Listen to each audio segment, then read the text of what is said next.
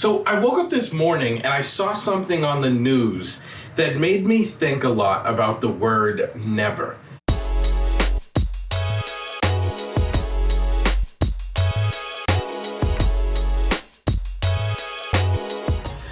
People use this word all of the time. And in my clinical practice, clients use this word.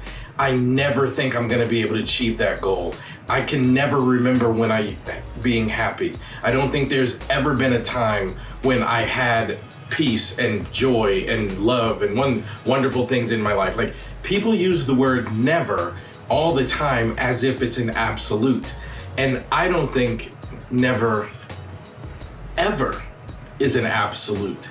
And what it has me thinking about, so I woke up this morning and I turned on the television and there's a professional sports team, an American football team in Washington, D.C.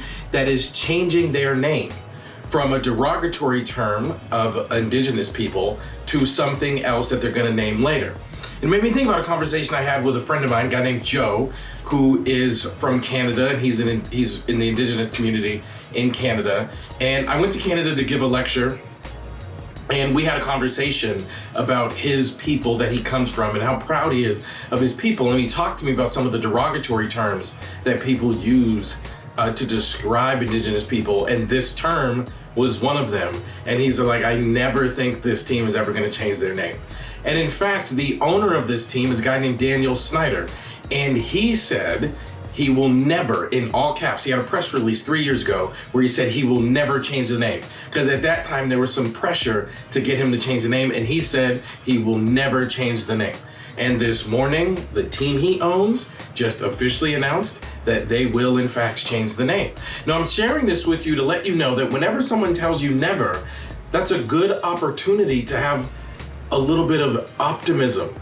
Like, but what if it did? Because in my experience, when people say never, time usually proves them wrong. Whenever people say never, a close examination of the past, you can usually find examples that are exceptions to the thing they're saying never about.